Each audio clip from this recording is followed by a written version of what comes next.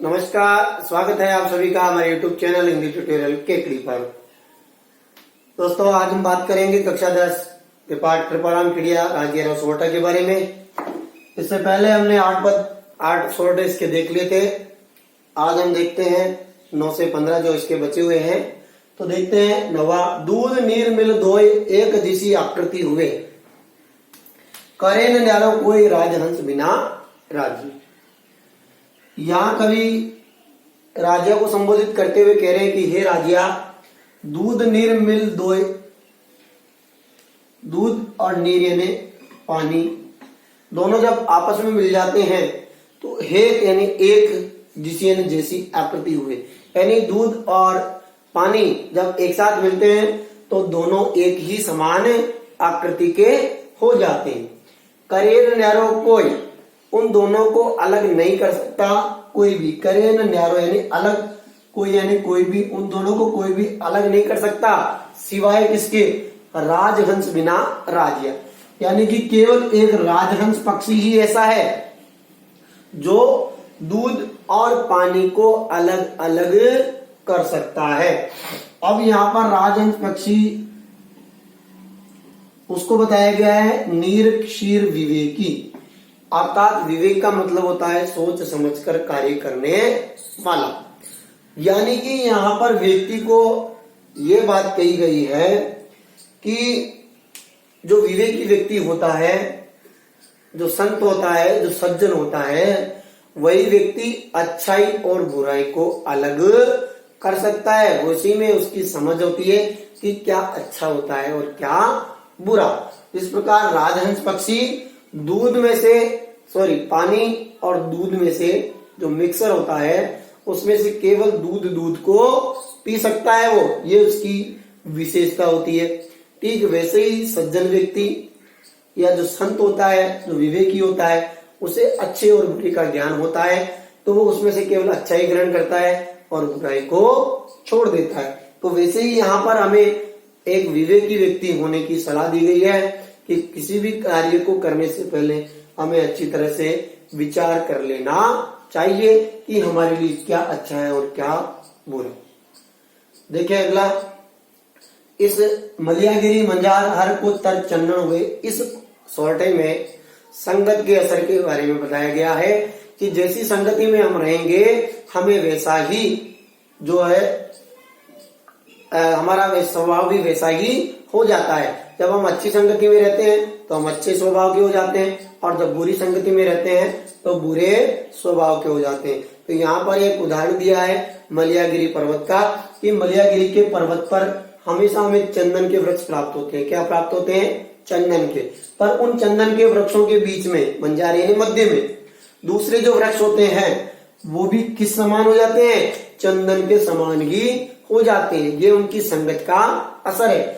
मलियागिरी के मध्य में पाए जाने वाले हर प्रकार के तरु यानी वृक्ष चंदन के समान हो जाते हैं। क्यों? चंदन की संगति को प्राप्त करके। संगत लिए सुधार रुकाई ने राजिया, या राजिया को संबोधित करते हुए कह रहे हैं कि संगत लिए सुधार, ये संगत का ही असर होता है कि व्यक्ति सुधर जाता है। यानी अच्छी संगत से व्यक्ति अच्छा रहता है, अच्छा बनता है। रुकाई ने राजिया, यहाँ पर वृक्ष ही जब वृक्ष ही अपने आप को बदल सकते हैं, यानी कि दूसरे वृक्ष भी चंदन के समान हो जाते हैं, तो हम तो मनुष्य हैं। अगर हम अच्छी संगत में रहेंगे तो हमारे में भी सुधार आ जाएगा। तो यहाँ पर चंदन के वृक्ष का उदाहरण देकर कवि हमसे कहना चाहता है कि हमें भी चंदन के समान खुशबू फैलाने वाले अच्छे लोगों के साथ रहना चाहिए। यदि हम उनकी संगति करेंगे तो हम भी अच्छे हो जाएंगे। तो अच्छी संगत के लिए यहाँ पर कहा गया है कि अच्छी संगत से अच्छा प्रभाव देखने को मिलता है। अगला देखें, पाटा पीड़ उपाव तन लागा तरवारिया, वह जीवरा घाव रतिन औगद राजिया। यहाँ पर वाणी का महत्व बताया गया है कि हमें किस प्रकार की वाणी का प्रयोग करना चाहिए। तो देखिए, पाटा मतलब प्रहार, पीड़ मतलब पीड़ा, उपाव मतलब उपाय, तन लागा तरवारिया, यानी कि यहाँ कहा गया है कि तलवार यानी तलवार का, तन यानी शरीर पर, लागा यानी लगा हुआ, प्रहार, पीड़ा, उपाय, यानी कि तलवार के द्वारा शरीर पर लगे हुए प्रहार की पीड़ा का उपाय तो हो सकता है, पर वह जीवरा घाव, पर जीव यानी वाणी द्वारा, रसना द्वारा दिया गया घाव, रति यानी थोड़ी सी भी, न यानी नहीं, औषध यानी औषधि, राज्य यानी राज्य। ये राजिया यहाँ पर कह रहे हैं पराम क्रिया की, हे राजिया तन पर तलवार के कितने भी घाव हो उनका उपाय संभव है, उसकी पीड़ा का उपाय संभव है, लेकिन जीव वाणी के द्वारा दिए हुए घाव की थोड़ी सी भी औषधि इस संसार में नहीं है। अर्थात वाणी द्वारा दिए गए घाव और उसके द्वारा दी गई पीड़ा, उसका कोई उपाय संभव नहीं है, जबकि तलवार से दिया हुआ घाव भर जाता है, उसका उपाय किया जा सकता है। इसीलिए यहाँ पर कवि हमको ये कहना चाहता है कि हमेशा अच्छी वाणी का प्रयोग करना चाहिए। ऐसी वाणी बोलिए मन का आपा खोए और औरत को शीतल करे, आपा वो शीतल होए, यानी शांति की भाषा का प्रयोग हमें करना चाहिए, जो किसी और को भी कष्ट नहीं पहुंचाए और हमें भी शांति प्रदान करे। अगला सोटा देखिए, मूसा ने मंजार हित कर बेटा एकण, सह जाने संसार रसने रहसी। यहाँ पर विरोधी प्रकृति की बात की गई है कि कभी भी दो विरोधी विचारधारा वाले व्यक्ति एक साथ नहीं रह सकते, यानी कि कभी भी उनमें अपनत्व की भावना विकसित नहीं हो सकती, जबकि वो अगर स्वार्थ के वशीभूत होकर एक दूसरे के साथ रहने का प्रयास भी करते हैं तो भी पूरा संसार इस बात को जानता है कि कभी भी उनमें अपनत्व नहीं आ सकता। और उसके लिए उदाहरण दिया है उन्होंने चूहा और बिल्ली का, कि मूसा ने चूहा, मंजारे ने बिल्ली, हितकर अपना हित जानकर, चूहा अपना हित जानकर बिल्ली के साथ एकण यानी साथ बैठा है। चूहा अपना हित जानकर बिल्ली के साथ बैठा है, यानी उसने स्वार्थवश दोस्ती कर ली कि बिल्ली मुझे नुकसान नहीं पहुंचाएगी। सह जाने संसार, लेकिन सह यानी सारा, जाने यानी जानता है, संसार यानी संसार, ये सारा संसार जानता है। रस ने रहसी राजिया, कि उनमें कभी भी रस यानी अपनत्व कभी भी पैदा नहीं हो सकता, क्योंकि उन दोनों की प्रकृति अलग अलग होती है। तो यहाँ पर ये कहना चाह रहा है कवि कि कभी भी विरोधी प्रकृति या विरोधी स्वभाव वाले व्यक्ति एक साथ नहीं रह सकते, उनमें कभी भी अपनत्व की भावना विकसित नहीं हो सकती। इस बात को सारा संसार जानता है कि जैसे चूहा अपना हित जानकर बिल्ली के साथ रहता है, परंतु एक ना एक दिन ये निश्चित है कि बिल्ली उस चूहे को मार देगी, कभी उनमें प्रेम नहीं हो सकता, उनमें शत्रुता बनी रहेगी। देखिए अगला छोटा, खल गुड़ अण खुताए, एक भाव कर आदर ते नगरी उताए, रोही आछी राजिया। ये ठीक पहला जो छोटा था उसके जैसा ही है कि जहाँ पर गुण और अवगुण में अंतर नहीं समझा जाता, ऐसे स्थान पर रहने से तो अच्छा है निर्जन स्थान पर रहा जाए। ठीक वैसे ही यहाँ पर कहा गया है कि खल का मतलब होता है भूसा, जो कचरा होता है उसके लिए कहा है, और साथ ही इसका दूसरा अर्थ लिया जाएगा दुष्ट से, दुष्ट प्रवृत्ति वाले लोगों से या दुर्जन लोगों से। गुड़, ये है गुड़ है, गुड़ गुणीजन व्यक्ति, जिनमें गुणवान व्यक्ति के लिए कहा गया है। अण खुता यानी भेद अंतर, यानी कि जहां भूसे में और गुड़ में अंतर नहीं किया जाता, यानी कि दुष्ट व्यक्ति और गुणीजन व्यक्ति में अंतर नहीं किया जा सकता।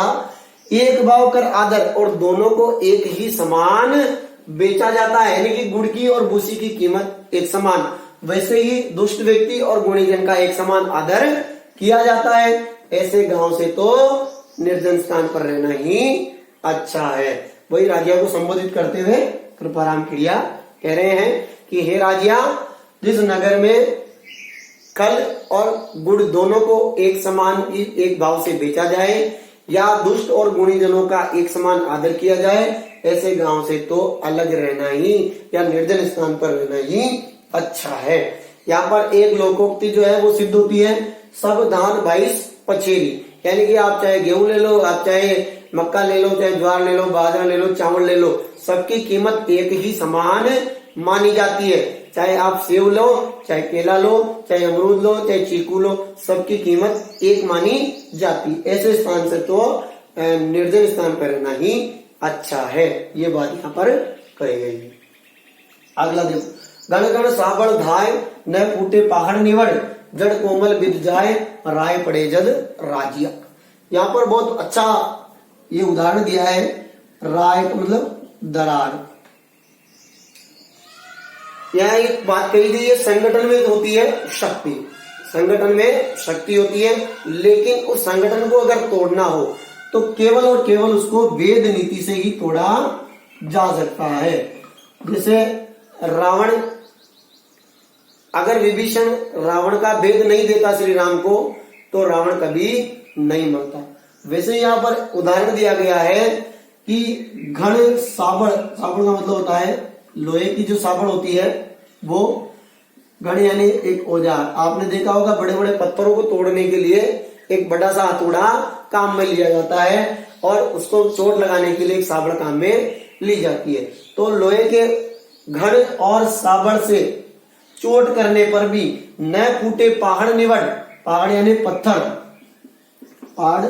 पहाड़ जो पहाड़ होता है पत्थर का, उसके लिए निवड़, निवड़ यानी कठोर, यानी कि लोहे के कठोर औजार और संबल के प्रहार से भी कठोर पहाड़ नहीं टूटता, लेकिन जड़ कोमल बिध जाए, राय पड़े जद राजिया। लेकिन अगर उस पहाड़ में थोड़ी सी भी दरार आ जाती है, थोड़ी सी भी अगर उस पहाड़ के बीच में दरार होती है तो आसानी से उसे जड़ तक, कोमल यानी आसानी से, जड़ यानी कठोर, कठोर से कठोर वस्तु को भी आसानी से, कोमल तरीके से, सरल तरीके से भेदा जा सकता है, तोड़ा जा सकता है। कब? जब उसमें दरार पड़ जाए। यानी कि अगर घनिष्ठ मित्रता या फिर किसी भी संगठन को तोड़ना हो तो केवल और केवल वेद नीति के द्वारा उसको तोड़ा जा सकता है, अन्यथा नहीं। यानी कि कठोर से कठोर वस्तु को भी आसानी से तोड़ा जा सकता है जब उसमें क्या पड़ जाए, दरार पड़ जाए। तो यहाँ पर राजा को संबोधित करते हुए कह रहे हैं कि हे राजा, कठोर पहाड़ लोहे के और संबल के, लोहे के बने हुए औजार और घड़ और संबल से चोट करने पर भी नहीं टूटता, लेकिन अगर उसमें दरार पड़ जाए तो उसको आसानी से तोड़ा जा सकता है। ठीक उसी प्रकार किसी घनिष्ठ मित्रता या संगठन को अगर तोड़ना हो तो भेद नीति से उसे आसानी से तोड़ा जा सकता है। तो यूनियन इज स्ट्रेंथ, ये आपको पता। अगला देखिए, पै मीठा कर पाक, जो इमरत सींचिए उर कड़वाई आक रंच न मुके राजिया। यहाँ पर बहुत अच्छा जो सोटा है वो एग्जाम्पल के साथ है कि पै मीठा कर पाक, यानी पै यानी दूध को कितना ही मीठा करके, पाक यानी पकाइए, गर्म कीजिए, जो इमरत रस सींचिए और उसमें अमृत भी डाल दीजिए। उर कड़वाई आख, ये आख जो आंकड़े का पौधा है उसके लिए कहा है कि हमको दूध में क्या डालना है, आख का रस, यानी आंकड़े के पौधे का जो दूध निकलता है व्हाइट, आपने देखा होगा, उस दूध को कितना ही मीठा कर दो या उसमें अमृत डाल दो, अमृत डाल दो, फिर भी उसका कड़वापन दूर नहीं होगा।